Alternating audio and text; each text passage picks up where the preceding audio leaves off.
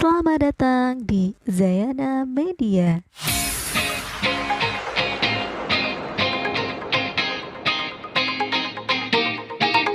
Di masa pandemi ini, jangan lupa rajin cuci tangan, memakai masker, dan menjaga jarak. Assalamualaikum warahmatullahi wabarakatuh. Hai anak-anak, berjumpa lagi dengan Bu Lina. Pada kesempatan kali ini kita akan belajar materi kelas 4 tema 6 subtema 2 pembelajaran 2. Tekanlah gambar-gambar berikut ini. Profesi apa sajakah yang ditunjukkan oleh gambar-gambar tersebut? Ya, ada pelukis, ada sutradara, ada penari, dan ada pesulap. Siapakah di antara kalian yang ingin menjadi pekerja seni? Ya, pekerja seni itu adalah orang yang memiliki bakat dan kemampuan tertentu yang bekerja di berbagai bidang kesenian. Para penari, pelukis, animator, sutradara, dan pesulap merupakan beberapa contoh pekerja seni. Para pekerja seni ini bekerja untuk membuat orang lain merasa senang dan semakin menghargai keindahan di sekitarnya. Nah, sekarang bacalah teks berikut ini. Kisah seorang penari gandrung Banyuwangi. Seorang ibu bernama Supinah mengisahkan perjalanan hidupnya sebagai seorang penari gandrung. Tari gandrung berasal dari Banyuwangi, Jawa Timur, yang sudah ada sejak zaman penjajahan kolonial Belanda. Tari gandrung merupakan tari penyampai pesan untuk para pejuang yang bergerilya pada Perang Puputan Bayu tahun 1771. Oleh karenanya, pada awalnya penari gandrung adalah laki-laki. Pada tahun 1895 mulai muncul generasi penari gandrung wanita. Ibu Supinah mulai menjadi penari gandrung pada usia 14 tahun, yaitu sejak tahun 1979. Ibu Supinah belajar pada sebuah kelompok tari gandrung yang dipimpin oleh Akidah, yaitu Gandrung Akidah. Di sana Bu Supinah belajar dengan rajin sehingga dalam waktu yang tidak terlalu lama diperkenankan menari di pentas. Saat itu Ibu Supinah sering tampil di pentas untuk acara-acara tertentu seperti undangan atau perkawinan yang biasa digelar di masyarakat Banyuwangi. Ibu Supinah tidak pernah menyesali keputusannya untuk menjadi seorang penari gandrung. Ibu Supinah bangga karena tari gandrung melambangkan kesuburan. Ibu Supinah bahkan pernah diundang menari ke mancanegara seperti Amerika, Korea, dan Cina. Ibu Supinah tidak menyangka bahwa profesinya sebagai penari gandrung mendapatkan penghormatan yang tinggi. Ibu Supinah bangga telah mengenalkan budaya Indonesia kepada masyarakat di mancanegara. Nah, anak-anak, setelah membaca teks tersebut dapat kita ketahui bahwa tarian yang menjadi profesi Ibu Supinah adalah tari gandrung yang berasal dari Banyuwangi, Jawa Timur. Pada masa perjuangan melawan penjajahan, tarian gandrung berperan sebagai penyampai pesan untuk para pejuang yang bergerilya pada Perang Puputan Bayu tahun 1771. Adapun sikap dan nilai yang ditunjukkan Ibu Supinah sebagai seorang penari daerah adalah rajin belajar dan bangga terhadap budaya di daerahnya. Untuk menjadi seorang penari seperti Bu Supinah, nilai, sikap, dan keterampilan yang diperlukan diantaranya adalah rajin belajar, kerja keras, tanggung jawab, percaya diri, serta menguasai teknik dan penghayatan tari. Kehidupan seorang penari menarik untuk diketahui. Dengan kecintaannya terhadap seni daerah, Ibu Supinah berupaya keras untuk melestarikan warisan budaya daerah. Mari kita simak sebuah puisi tentang seorang penari berikut ini. Puisi Penari, karya Hascahya Trilion Laksono. Anggunnya gerak tubuhmu, lentiknya jemari-jemari berpadu indah. Derap langkah gemulai, hentakkan irama, mengalun syahdu. Lirikan mata yang tajam, berubah sekejap menjadi indah. Kibasan selendang emas bergoyang perlahan, liukan leher mengundang kekaguman. menari, dan terus menari dengan senyum dan ketulusan. Gerakanmu sungguh indah karena engkau menari dengan hatimu.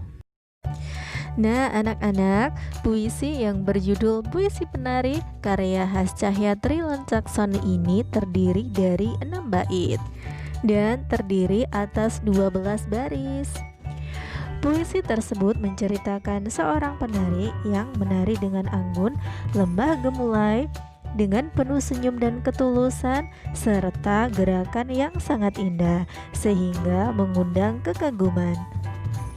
Seni tari merupakan salah satu bentuk seni yang ada dalam kehidupan masyarakat tradisional. Negara Indonesia yang sangat kaya dengan keragaman seni budaya tentu memiliki seni tari yang banyak jumlahnya. Akan tetapi jumlah itu akan terus berkurang apabila generasi muda tidak mengenalnya. Oleh karenanya, sangatlah penting untuk mengetahui tari-tari daerah Indonesia. Berikut adalah contoh beberapa tari di Indonesia. Yang pertama, tari pendet dari Bali. Yang kedua, tari piring dari Sumatera Barat. Selanjutnya ada tari saman dari Aceh. Dan yang terakhir adalah tari remo dari Provinsi Jawa Timur. Negara Indonesia memang kaya akan budaya dengan beragam masyarakat yang tinggal di dalamnya.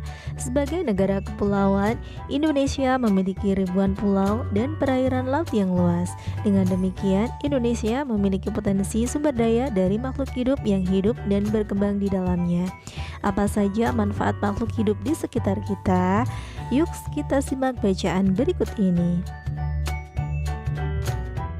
Manfaat makhluk hidup di sekitar kita. Makhluk hidup terdiri atas tumbuhan, hewan, dan manusia. Manusia memerlukan tumbuhan dan hewan untuk memenuhi kebutuhan hidupnya. Hewan dan tumbuhan dikelola manusia sedemikian rupa sehingga memberikan manfaat bagi kehidupan manusia. Tumbuhan dan hewan merupakan sumber daya alam hayati. Keberadaannya akan terus-menerus ada sepanjang tidak terjadi peristiwa yang membuatnya punah. Tumbuhan membantu lingkungan untuk menyediakan oksigen dan menahan air hujan agar tidak terjadi erosi. Tumbuhan juga berfungsi sebagai pelindung tanah-tanah yang miring agar tidak mudah longsor. Tumbuhan juga bermanfaat untuk menyerap karbon dioksida dan dikeluarkan manusia dan hewan lainnya untuk dimanfaatkan dalam proses fotosintesis. Apakah manfaat hewan bagi lingkungan sekitarnya? Hewan pengurai berfungsi untuk menguraikan sisa makanan menjadi zat makanan yang dapat diserap oleh tumbuhan sebagai zat hara. Dalam mata rantai makanan, hewan bermanfaat untuk menjaga keseimbangan alam. Tumbuhan dan hewan sebagai sumber daya hayati memiliki manfaat yang banyak bagi kehidupan manusia. Beberapa manfaat tersebut adalah sebagai berikut. 1. Sumber bahan pangan. Hewan yang merupakan sumber makanan manusia antara lain adalah sapi, ayam, udang, dan ikan. Sedangkan tumbuhan yang menjadi sumber makanan antara lain sayuran, buah-buahan, dan palawija seperti padi, kedelai, dan jagung. Yang kedua adalah sebagai bahan sandang atau pakaian. Bahan pakaian yang digunakan manusia berasal dari serat tumbuhan dan hewan.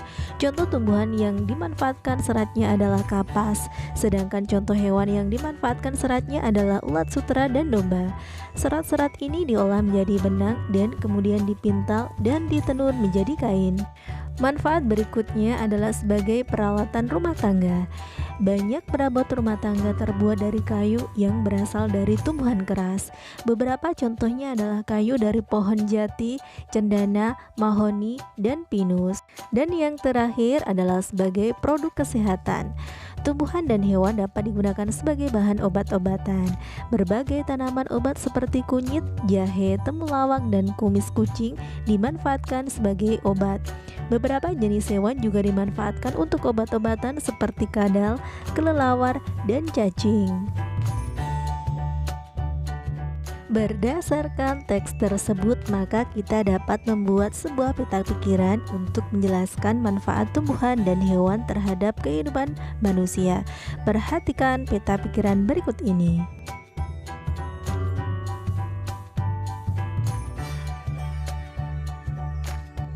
Bagi lingkungan sekitar, tumbuhan bermanfaat menyediakan oksigen dan menahan air hujan agar tidak terjadi erosi.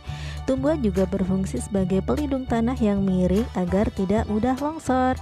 Selain itu, tumbuhan dapat menyerap karbon dioksida yang dikeluarkan manusia dan hewan lainnya untuk dimanfaatkan dalam proses fotosintesis. Sedangkan manfaat hewan bagi lingkungan sekitar adalah hewan sebagai pengurai yang berfungsi menguraikan sisa makanan menjadi zat makanan yang dapat diserap oleh tumbuhan sebagai zat hara. Selain itu, hewan juga bermanfaat untuk menjaga keseimbangan alam.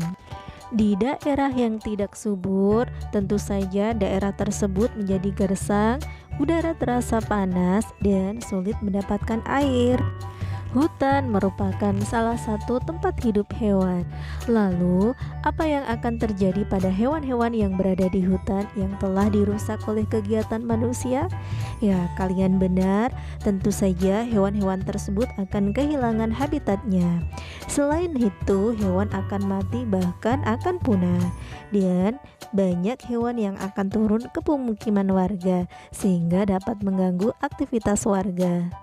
Nah, anak-anak, sekarang tugas kalian adalah mengamati lingkungan tempat tinggalmu. Sebutkan hewan dan tumbuhan yang ada di sekitar lingkungan rumahmu. Kemudian tuliskan manfaat hewan dan tumbuhan tersebut bagi lingkungan rumahmu.